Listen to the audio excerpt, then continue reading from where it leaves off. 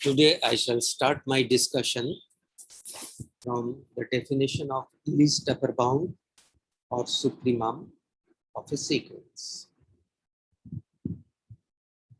I already defined upper bound of a sequence in my last lecture. So I already told you if a number L is an upper bound or U is an upper bound of a sequence Xn, then any number what is greater than U is also an upper bound of the same sequence. So if a sequence has an upper bound, it has infinite number of upper bounds. But among these upper bounds, the smallest one is the exact upper bound, or you can say the least upper bound is the exact upper bound, and that is also known as the supremum of the sequence. So the formal definition of the least upper bound is as under. A real number U is said to be the least upper bound or supremum of a sequence if the following two conditions hold. The sequences here I have taken Xn. So the first condition कि U को हम least upper bound तब कहेंगे यदि ये दोनों condition पूरी हो। तो पहला कि सबसे पहले तो U को upper bound होना पड़ेगा. That means U should be greater than each and every term of the sequence. जिसे हम ऐसे लिखते हैं सीक्वेंस का nth टर्म हो गया xn, तो xn से भी ज्यादा होगा, और इस n के जगह पर 1, 2, 3 कुछ भी रखिए, ये सही होनी चाहिए. That is to say, each and every term should be smaller than U, or in other words, U should be greater than or equal to each term of the sequence. This is the first condition. And second condition, U यदि अपर बाउंडों में सबसे छोटी हो तो U को हम जरा सा भी छोटा कर दे तो ये और अपर बाउंड नहीं रहना चाहिए, क्योंकि इसे छोटा करने के बाद भी यदि अपर बाउंड रह जाए तो U को हम स्मॉलेस्ट अपर बाउंड नहीं कह सकते हैं या लीस्ट अपर बाउंड नहीं कह सकते. तो मतलब कितनों भी छोटा नंबर एप्सिलॉन आप सोच ले, जितना छोटा आप सोच सकते हैं, वही एप्सिलॉन यदि हम U से घटा दे, U minus epsilon, then U minus epsilon should not be an upper bound of the sequence. कहने का मतलब सीक्वेंस का कम से कम एक टर्म U minus epsilon से अधिक हो जाएगा, क्योंकि सीक्वेंस का सारा टर्म यदि U minus epsilon से छोटा रहे तो U minus epsilon भी उसका अपर बाउंड होगा. सो XM कम से कम एक पद XM मतलब हमने माना mth टर्म, n के जगह पर m रखकर एक ऐसा टर्म मिलेगा जो कि U माइनस एप्सिलॉन से अधिक होगा. तो ये दोनों कंडीशन यदि ट्रू होता है तो हम कहेंगे U is the least upper bound or supremum of the sequence. So in a similar manner, we can now define the greatest lower bound, जिसे शॉर्टकट में GL भी लिखते हैं, और infimum INF of a sequence. एक ही ढंग से हम इसे डिस्कस कर सकते हैं. यदि किसी सीक्वेंस का एक लोअर बाउंड मिले, से L is a lower bound, तो L से छोटा जो भी नंबर होगा वो भी उसी सीक्वेंस का लोअर बाउंड होगा. ठीक है. सो हम लोअर बाउंडों में जो सबसे अधिक होगा उसे ही कहा जाता है एग्जैक्ट लोअर बाउंड या ग्रेटेस्ट लोअर बाउंड. तो L को, एक नंबर L को हम किसी सीक्वेंस Xn का ग्रेटेस्ट लोअर बाउंड कहेंगे अगर यहाँ भी ये दोनों कंडीशन पूरा हो. सबसे पहला कि L को लोअर बाउंड होना पड़ेगा, मतलब L से हर एक टर्म अधिक या बराबर, that is each and every term of the sequence should be greater than or equal to L. That is L less than equal to Xn for all n equal to 1, 2, 3 dot dot. That is, each and every term of the sequence is greater than or equal to L. And the second condition, the sequence number L के साथ यदि जरा सा भी इसे बढ़ा दिया जाए तो ये और लोअर बाउंड नहीं रहना चाहिए, क्योंकि ये बढ़ने के बाद भी यदि लोअर बाउंड रहा तो हम L को ग्रेटेस्ट लोअर बाउंड नहीं कह सकते हैं।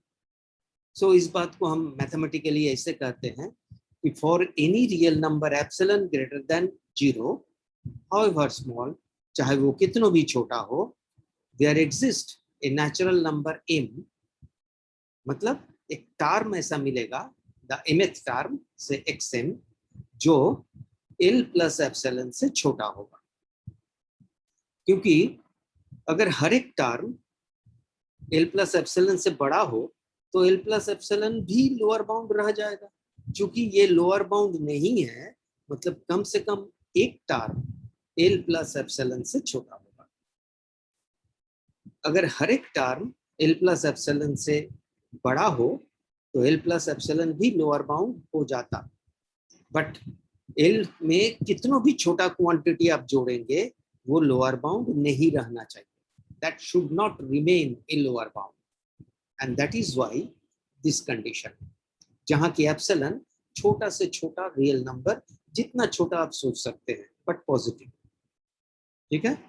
सो in this manner I can define the least upper bound and the greatest lower bound of a sequence. The next topic is bounded sequence. A sequence xn is said to be a bounded sequence if there exists a real number k such that modulus of xn less than equal to k for all n equal to 1, 2, 3 dot dot. For all n equal to this मतलब n का value कुछ भी रखिए, मतलब प्रत्येक पद n का value 1 रखने से पहला पद, 2 रखने से दूसरा पद।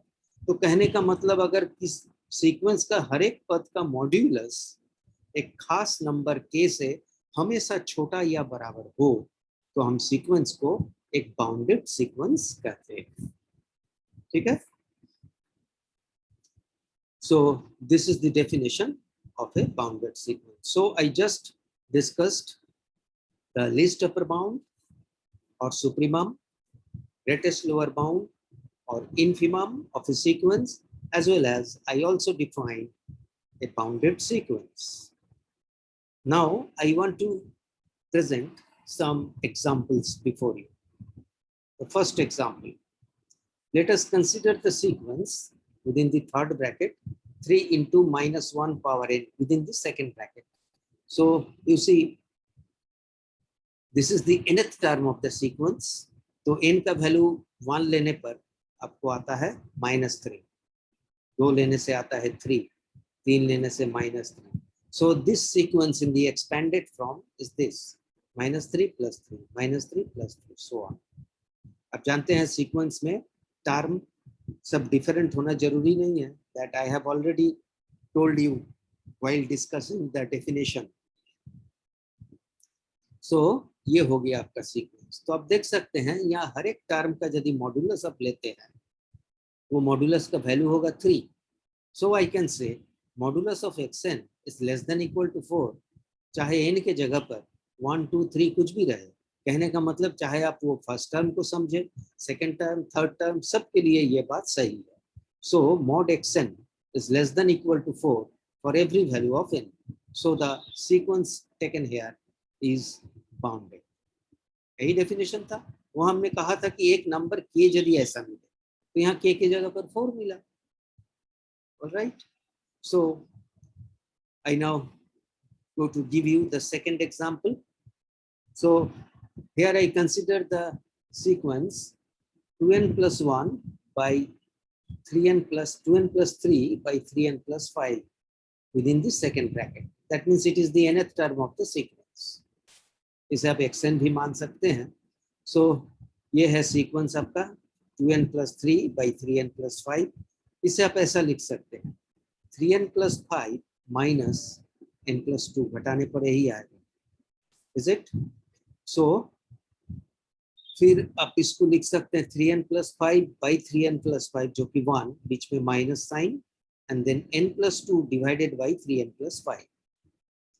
सो n की जगह पर चाहे कुछ भी हो, क्योंकि n की जगह पर क्या हो सकता है 1 2 3 जो कि सीक्वेंस का नंबर ऑफ टर्म को रिप्रेजेंट करता है, तो वो सब रखने से जो भी वैल्यू यहाँ पर आएगा वो 1 से छोटा आएगा, because it is 1 minus something.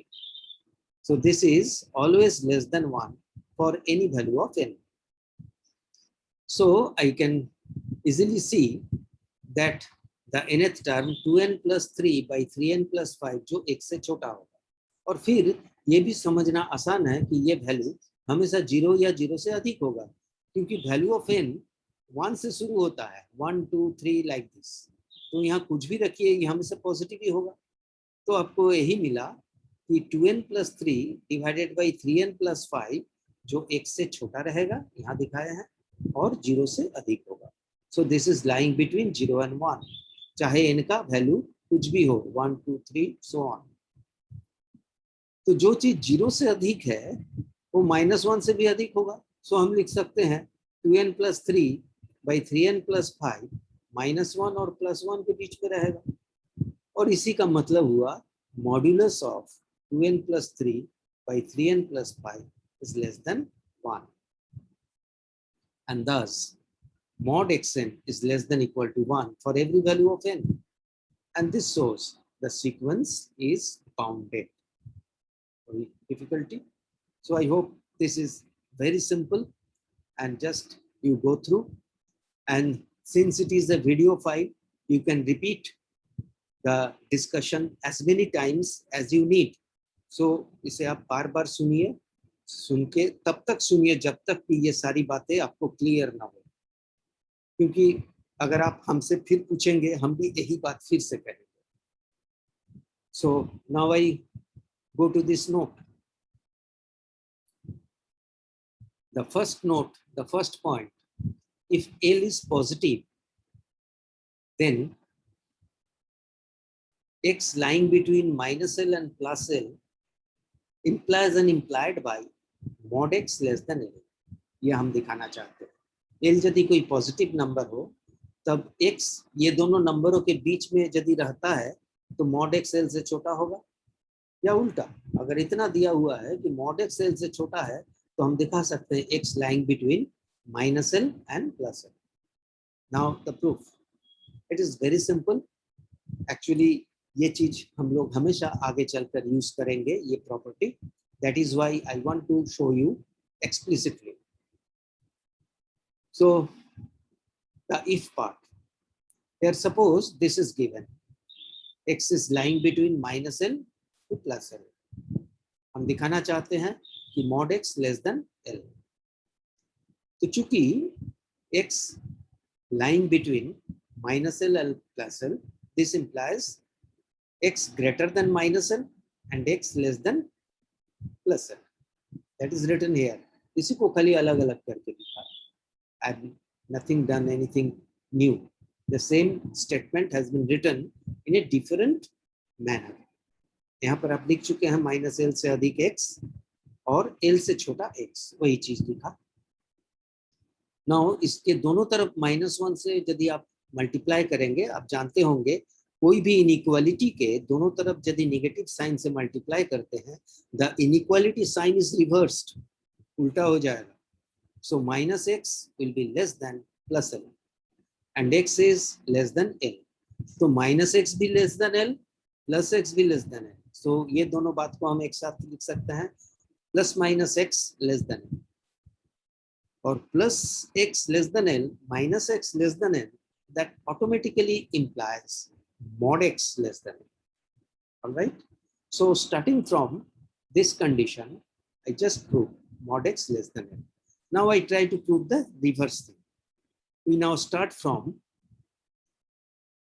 the given mod x less than L. इसी को मान लेते हैं कि given है, and we shall prove the first inequality, that is x lying between -L and +L. तो mod x less than L implies +-x less than L. अब इसी बात को हम अलग अलग लिखते हैं, इसका मतलब plus x less than L and minus x also less than L. So it is obvious plus L भी एक्स से छोटा है, माइनस एक्स भी एल से छोटा है. नाउ इसके दोनों तरफ -1 से यदि गुना करेंगे, x will be greater than -l. As I already told you, negative sign से जब आप गुना करेंगे, inequality sign is always reversed and the other one is x less than l. अब ये दोनों बात को एक साथ यदि लिखेंगे, x से बड़ा हुआ l और x से छोटा हुआ -l, तो इसी को कंबाइंड फॉर्म में हम ऐसे लिख सकते हैं. So this and this are the same thing. So we proved what I discussed here, what was our aim, वो हमने यहाँ पर प्रूफ कर लिया. तो today I want to stop here, और जो भी चीज यहाँ डिस्कशन हुआ इसे आप बढ़िया से रिवाइज कीजिए, so that you may get prepared to receive the next lecture.